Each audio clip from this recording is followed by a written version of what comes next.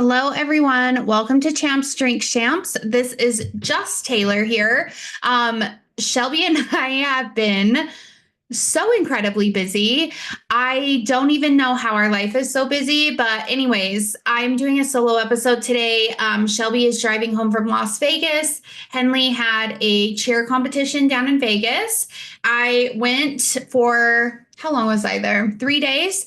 And it was so fun. It really was so fun. The cheerleading life is so different than dance. I grew up dancing and yeah, cheerleading is so different and it's so fun. I'm a big fan of the Bring It On movies. I know they're so cheesy, but yeah, it's like a real life Bring It On, the cheer comps. They are so much freaking fun. So, yeah, Vegas is Vegas. We stayed at the Orleans Hotel, the Orleans. I don't know how to say it, but we stayed there, and it was really fun. It felt like a bigger Mesquite, which you know how much we love Mesquite. But yeah, I don't know. I'm not the biggest fan of Vegas. Like when I was in my 20s, I loved Vegas. Vegas was like my vacation of choice. Like I always wanted to go to Vegas. And now as I'm older, I am like, Vegas is actually kind of a nightmare. It's so busy and things are so expensive. Like Mesquite is way more chill if you're wanting like the party gamble type of a vibe. So I don't know, but we had a good time. Yeah, Henley is just living her best cheer life. If you're watching on YouTube, I'm just trying to like fix my hair. Oh my gosh, my roots are so bad now that I've colored my hair dark. So back when I was about to turn 30, this has to do with the episode, I promise. But back when I was about to turn 30, I was kind of like having a little midlife crisis. And I was like, I can't be blonde anymore. So I dyed my hair almost black.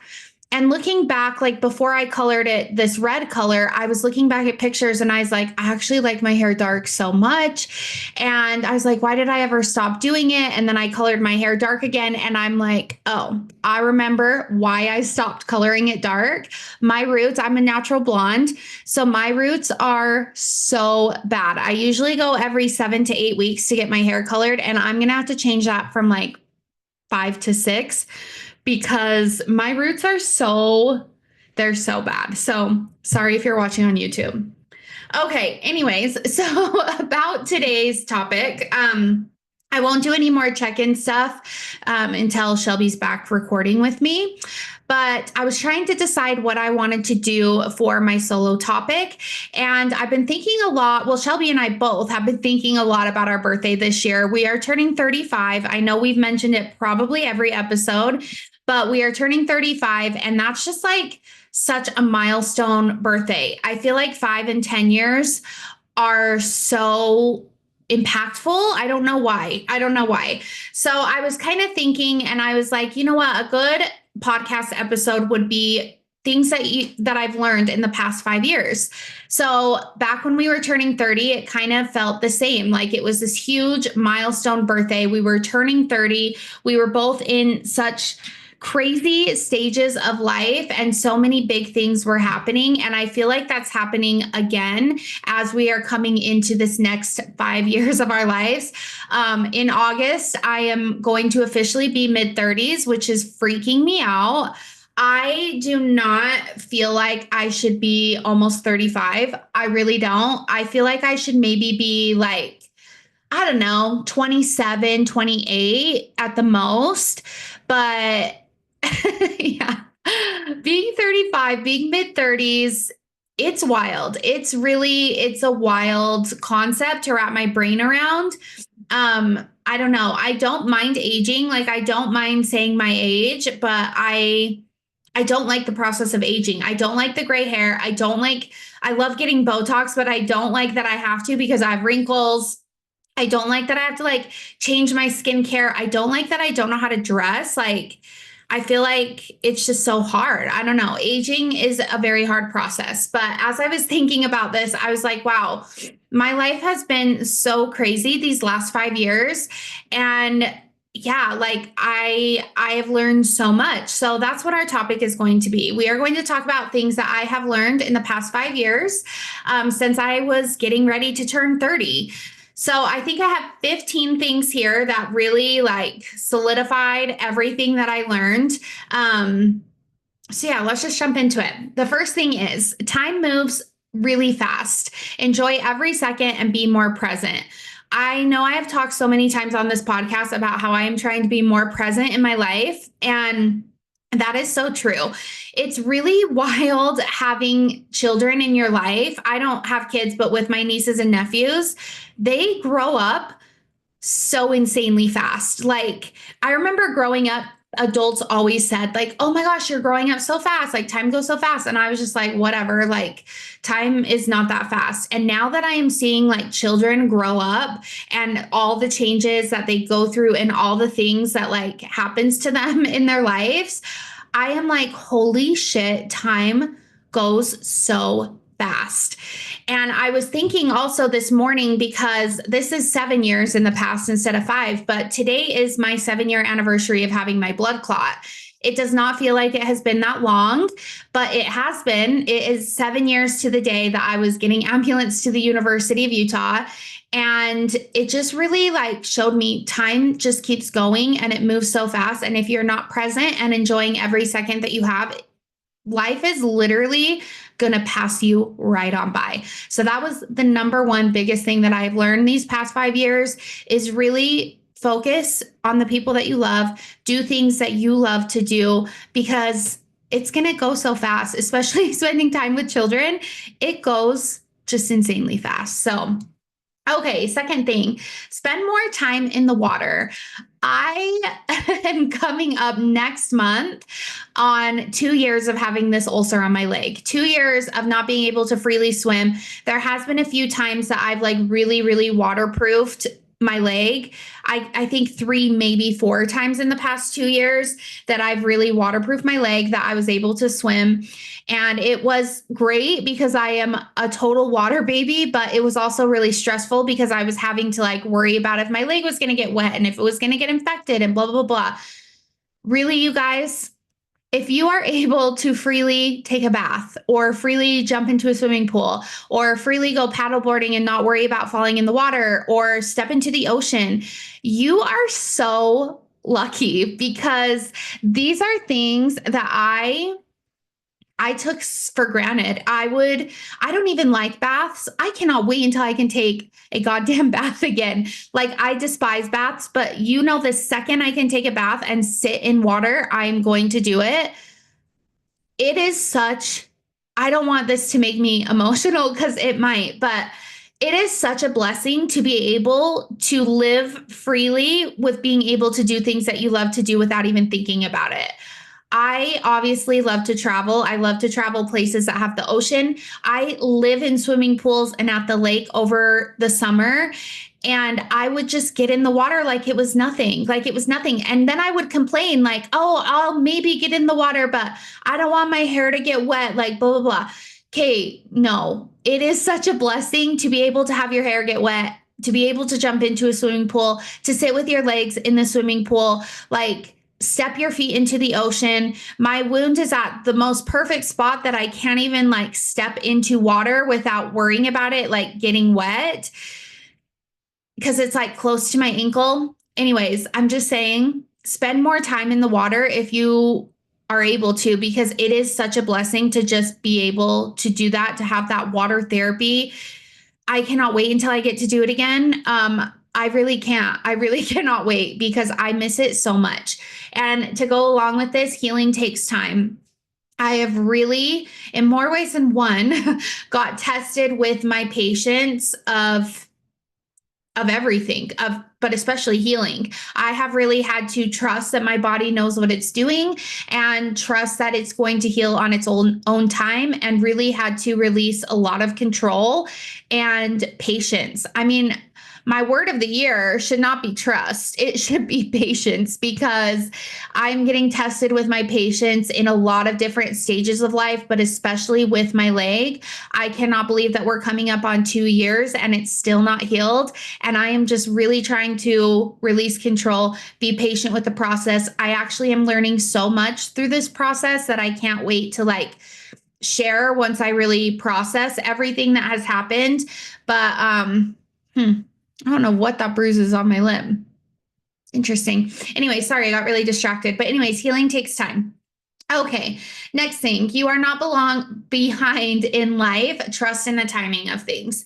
This is another thing that I was really beating myself up on when I was getting ready to turn 30. I didn't have kids. I didn't have a college degree. I was just barely finishing my associate's degree. Like I felt so behind in life. And in a lot of ways, I still do as I'm entering this new stage of life of turning 35. But I have really, just like my healing journey, I have really trusted in the timing of things. Even though I started my college life very, very late in my life, it has played out exactly how it was supposed to play out. If I didn't do things the way that I have done things, I would have never in my life gotten a job as a yoga teacher or gotten my job at the ketamine clinic. And those are both my biggest blessings in life. And yeah, I'm not behind. You are not behind. You're never too old to go to school if school's on your radar. You're never too old to do things. You are not behind in life. Your life is playing out for the exact way that it is supposed to. Okay, next one. Small. Oh, sorry for the hiccups. Small micro habits is the place to start. Stop trying to force huge things to happen when you are. Let's see. Sorry. Stop trying to force huge things to happen when you. Oh my gosh, what did I write here? Stop trying to force huge things to happen when you can build upon the small things and try to create something bigger. Holy cow, that was a dyslexia moment. Apologize. Okay, these past 5 years and my whole life, actually, I've tried to force things to happen before they are ready to happen, or I try to wake up one day and be like, I'm going to run a marathon this year. Like, no, you have to start with the small micro habits, start to build them into your life, and stop trying to force big things to happen all of a sudden. This is great advice in any point of life. Me and Shelby always use exercise as an example because it is just the easiest thing to use. But you cannot just wake up one morning and never run and be like, I'm going to run a marathon in 3 months. Like you have to start somewhere small, running a mile once a day, running a mile once every other day, and then build upon that. Small micro habits have really been the foundation that I have completely transformed not only my health, but a lot of stages, a lot of phases of my life all happened because of small micro habits. So if you do not do small micro habits, really start implementing those now, using them based off of what you want your goals to be in the future, because these big goals that you have can't happen if you don't have the small little micro habits to help make it happen. With that, Tayler, you actually don't hate to run. You just haven't applied yourself. I have always thought that I was not a runner. I always thought that I despised running, and I really was just not trying. I would try for a few days, I would try for a few weeks, and then I'd be like, screw this, I'm done. I hate it. I'm over it. Actually, I really enjoy running. That is not to say that it is not the hardest form of exercise ever. I think running is so hard. I really want to run a marathon at some point in my life. I have absolutely nothing but respect for people who run marathons because holy shit, running is so hard. But I just never applied myself. I never gave myself an actual chance of like, girl, you actually do like this. You just have to get over that uncomfortable beginning stage that it sucks. And you have to push through that. And I have pushed through that. And I actually really love to run. I started doing this. Wow, my hair is such a mess. I'm so sorry, you guys. If you're watching on YouTube, it's driving me crazy. I started doing this because I spent a ton of money on the Peloton tread. And I was like, when I was purchasing it, I was like, if I am going to make this gigantic purchase for this completely overpriced treadmill, because guys, let's be real, it's overpriced. It's dope as shit, but it's really overpriced. So I was like, if I'm going to do this, if I'm going to take this leap, I have to run, and I have to stop saying that I'm going to do it and then not doing it. I cannot just walk on this treadmill. I have to do incline walks and I have to run. I made that promise to myself, and I am so glad that I did, because at that stage that I wanted to stop because it was so hard, I kept telling myself, Taylor, you literally spent so much money on this treadmill. You are going to push through this. And I did. And I love it. It's been the only thing that's helped me lose weight. Truly, I've lost 50 pounds now. I contribute a lot of it to running because running is such a good form of cardio. Even with the Peloton bike, and I love riding that bike, I still like wasn't putting in my cardio time. Running is amazing. So apply yourself to things that are hard is what I'm going to say, because you may never know. You may hate it still, you may love it. I could have pushed myself through that hardness of running, that really, really hard stage that I wanted to quit, and I could still hate it. I didn't, but it could have gone the other way. But push yourself, apply yourself through things that are hard. Love yourself first. Your self-worth is only going to grow and get better from here. This has been a very, very long journey for me. I have always had self-doubt. I have always hated myself. It really amplified after I had my blood clot. It really amplified after I turned 30. It really amplified when I turned 32. And it wasn't until I was probably almost 33 that I was like, I am not going to continue living this life of hating every single part of myself, physically, mentally, emotionally.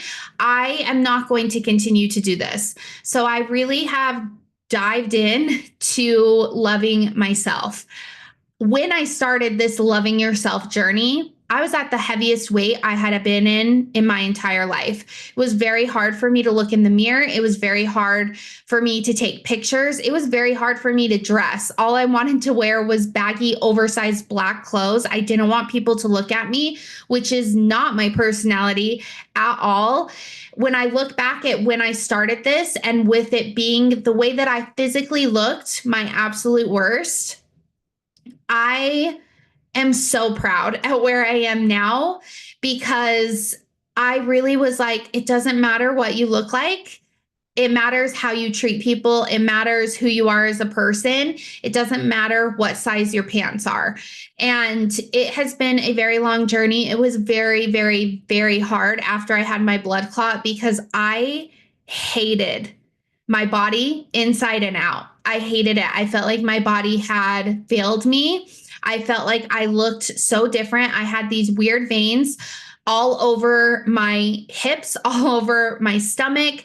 And it's taken a lot of reprogramming of my mental state, my brain, I guess, to see those veins and the way that my body looks now, not just the weight, by the way it looks vein wise, that these veins looking like this saved my life. And I need to be thankful for that. And I need to love that. I need to not beat myself up because I have varicose veins on my hip.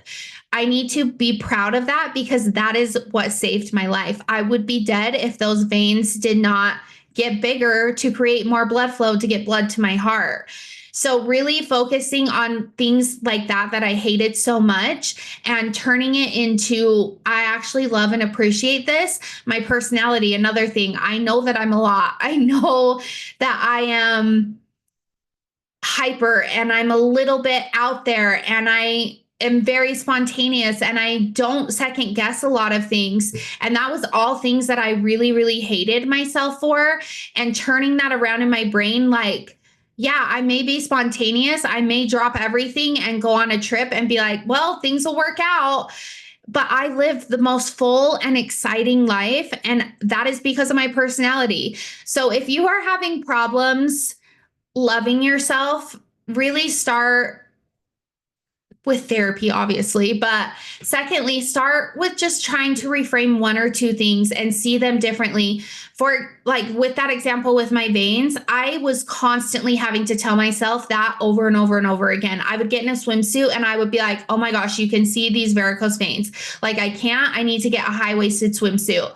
And I would have to tell myself like, no, stop hating these veins. These veins saved your life. It almost became like a mantra for me until I really started to believe it. And when I first started it, I did not believe it whatsoever.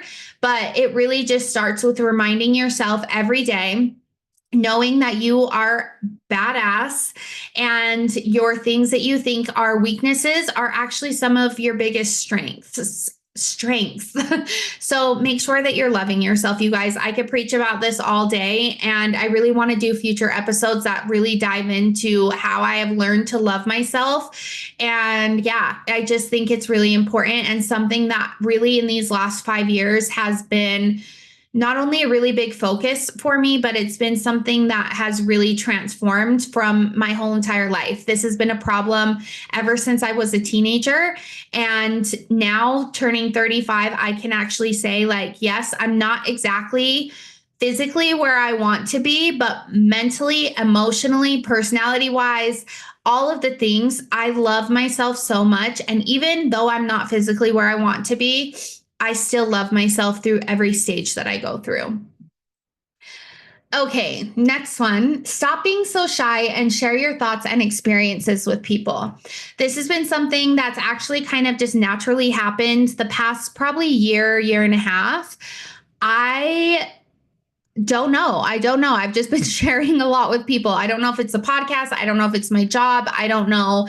I don't know what it is, but have lived a lot of my life being really shy and not wanting to share things with people, not wanting to talk about my experiences, not wanting to share any of my thoughts.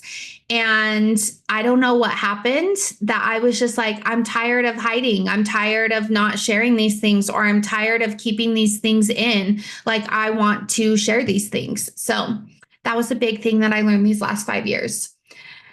This next one would be something I'd want to tell my 30-year-old self.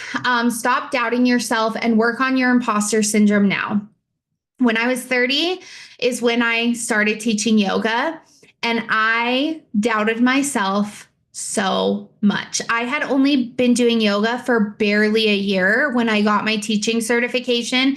There was and still is a lot of things, a lot of poses that I just can't do, that I'm working on, but I just can't do them. I will still teach them, but not being able to model them it was a really hard thing for me. And I went into my yoga life really severely doubting myself and really having a very strong imposter syndrome. And I wish that when I started this journey, and a lot of other journeys in my life, that I worked on it then instead of working on it now, 4.5 years later, because it's been really hard to undo those parts of my brain that are wired to believe I can't do things. So, yeah, if you are having imposter syndrome, or if you are doubting yourself, work on it as soon as you can, because I really wish that 5 years ago I was like, okay, we're not playing this game. We're not doing this. Like, I'm awesome. I'm a really good yoga teacher. It doesn't matter that I'm not a size 0. It doesn't matter that I can't stand on my head. I can do really great things. And I wish that I knew that then rather than now. Okay, next one. Your mental health is more important than your physical health. Work on the mental stuff and the physical will follow. I believe this to my core. Even though I started running, even though I've really transformed the way I've eaten, all of the things, what else I have done in this weight loss journey of mine is health journey, not even weight loss journey. I have dove so deep into therapy. I cannot even explain, and I know we talk about it every episode, but I still feel like I'm just not hitting home with it. Your mental health is so important. It is so important. And you cannot have physical health if you do not have mental health. I firmly 100% believe that statement to my absolute core. My therapy journey has been so difficult. It has been something that is not fun. I actually hate going to therapy. I really do. And I've told my therapist that many times. I have told him, like, you are helping me so much. I think that you're great, but your hour with you every other week, every other Wednesday, is the worst hour of my week. Like, I hate it so much. And he's like, I understand. I totally get it, but you're doing really great things that's helping you in those other hours. And I was like, I know. Your mental health is so important. No matter where you are at mentally, there is resources for you. I will help you find them if you need them. but I really just cannot stress enough. I would not be where I am at today if I had not gotten help for my mental health. I would have probably been, honestly, I don't even know where I would be. I know that I would definitely have a problem with alcohol. I know that I would not be where I am at with yoga. I know I wouldn't be working at the ketamine clinic. I know I wouldn't be going to school for therapy. I know that if I did not really tackle my mental health, my anxiety, my PTSD, all of the other things that I was holding on to that I didn't even realize, my life would not be where it is at today. So, really, your mental health is so important, and your physical health will follow. Your body really does hold on to things. Your body really does keep the score. And if you are holding on to mental things, things that can be addressed with therapy or with yoga or even with medication, your physical health will suffer because your body does show what's happening in your brain. 100% without a doubt. Okay. Your future you is waiting for you to step up. Stop being lazy and making excuses. I was the queen of overbooking myself, of doing too much. And then I would be so tired that I would just get lazy. It was a symptom of ADHD. I didn't know that until I got diagnosed with ADHD, and recently until I got medicated for ADHD. I was really self-sabotaging myself in so many ways that I would do too much, and then I would get this overload, this, I don't even know what to call it, just an overload that I just couldn't do any of it. And it was causing me to be very lazy. It was causing me to not do things that I wanted to do. And yeah, my future self 2 years ago, when I wanted to start moon circles and I was too overwhelmed, too overstimulated to do it, my future self would have maybe been in a different spot with the moon circles than I am now. But yeah, yeah, I think that that's all that I have to say about that. I was also the queen of excuses. I don't make a lot of excuses anymore. And that if you are suffering with this, we actually just had a conversation at work today about this, that so many people have ADD without even knowing that they have it, without getting properly diagnosed for it, and without being medicated with the right medications that can help it. And it actually can cause a lot of problems in your life. A lot of anxieties come from ADD. So, a lot of things that I've learned recently about ADD, I have an amazing provider that I work with that prescribed me a good medication for it, and I feel like a completely different person. So, if you are having these symptoms, really look into getting tested for ADD or ADHD. Okay, this next one, I'm going to try really hard to not cry with this. But this is a big thing that I really learned. I will tell a little story about this. On my 30th birthday, Tony and I went to a restaurant that's kind of like a teppanyaki up in Logan. It's called Kabuki. And we went there, and I got a phone call from my dad. And sorry, I almost didn't answer it. And I was bitching. I was bitching the whole time. I was just like, I do not want to answer this phone call. And I actually was bitching so much it went to voicemail. And then he called a second time. And I was like, oh my God, like he's just going to tell me happy birthday. And then he's going to go into this sob story about him. And I just answered the call. And little did I know, sorry, I was really going to try and hold it back. But little did I know, this would be the last time that I ever spoke with him. So, if I could go back and tell myself something that day, oh, sorry. I would say, don't bitch about that phone call with your dad. It's the last time you're ever going to speak to him. Cherish it, embrace it. And when you tell him that you love him before you hang up, truly mean it, because you do. And I don't have many regrets in life at all. I actually really don't, but this is a regret of mine. We talked about him coming up and seeing our house up in Logan because he had never seen it. And we talked about making plans to go to the big car show that Cache Valley has the next year. And it was a really beautiful phone call. There was complaining on his end, of course, about how he didn't feel good and all the things. But had I have known that was the last time that I talked to him, I would have made the phone call a little bit longer. And when I told him that I loved him before I hung up, it wouldn't feel forced. It would feel authentic and it would feel real. So, wow, so sorry. Welcome to my therapy appointment, apparently. Um, with that being said, what I have learned from that is you never know when it is going to be the last time that you talk to somebody. And so, I mean, this goes with the first thing that I said. It's just like be present in the phone call. When you say things, truly mean them. My family is not a family that tells each other that they love them. We never have been.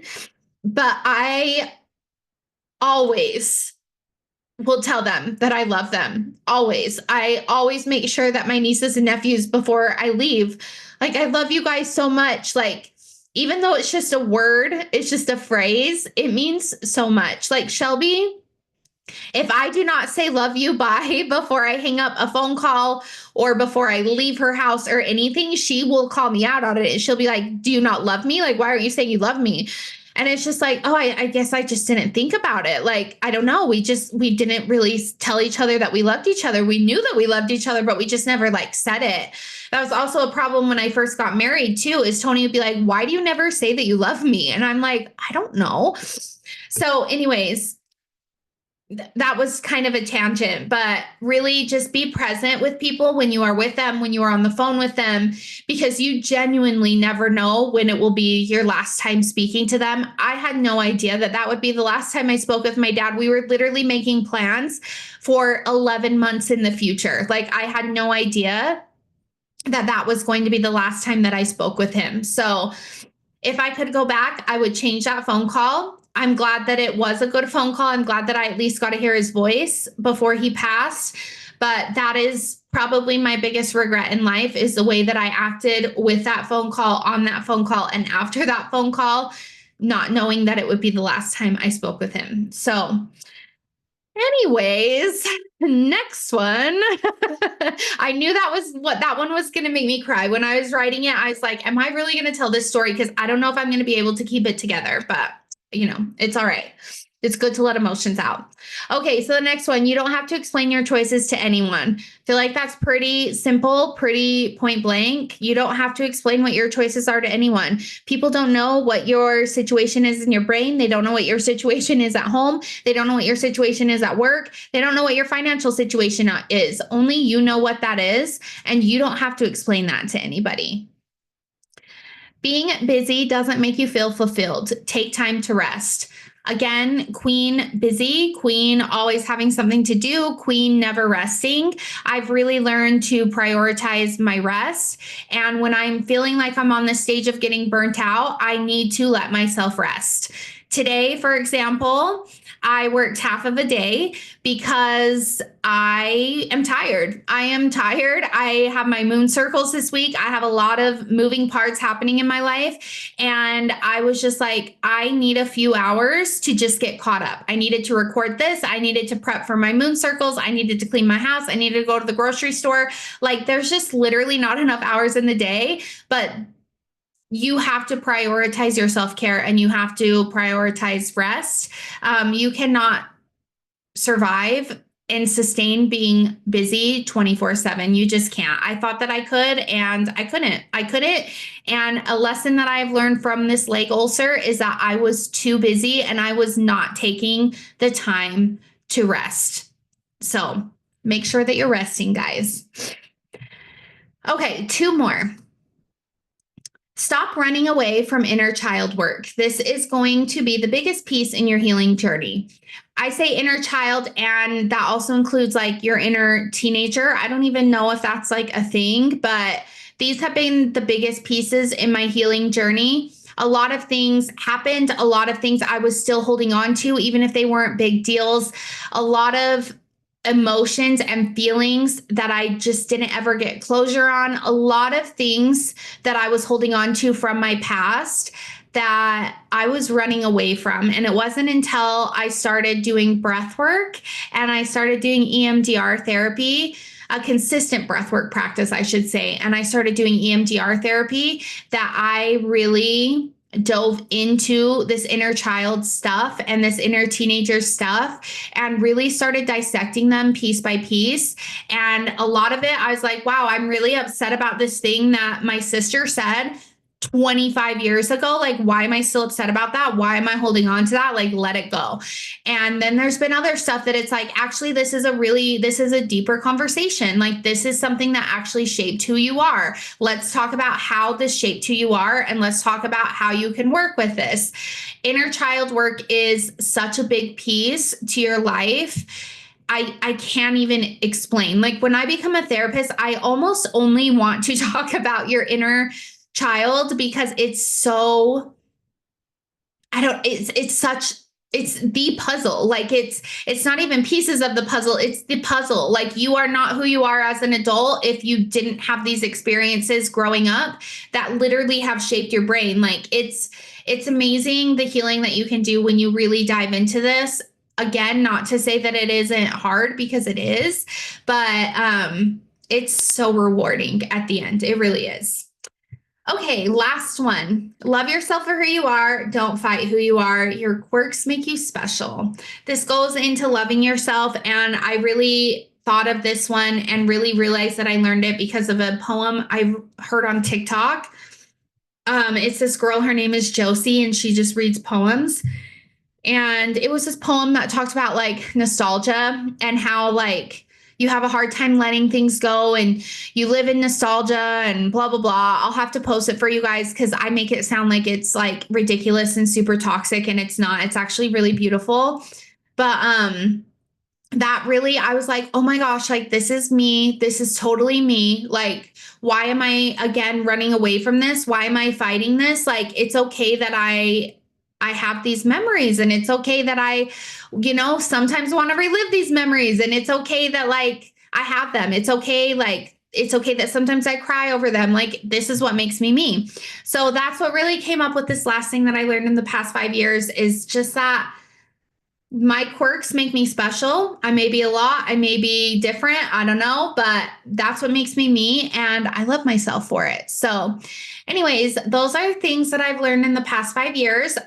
Shelby doesn't know this yet, but surprise, I'm going to make her do an episode just like this so you can hear the things that she has learned as well. But yeah, I know I'm like really celebrating in pure Leo fashion right now. Like, it's only February. Oh my gosh, February 18th. So how many months away am I? Let me do some math. Hold on. 6 months exactly away from my birthday, a day less than 6 months. So I know that I'm celebrating early in a true Leo fashion right now, but I don't know. It's a big birthday and there's just a lot to celebrate. So if you are on a milestone birthday this year, I challenge you to make a list as well of things that you learned in the past 5 or 10 years. And yeah. So that's all I got now that I've talked your guys' ear off. So thank you so much for being here.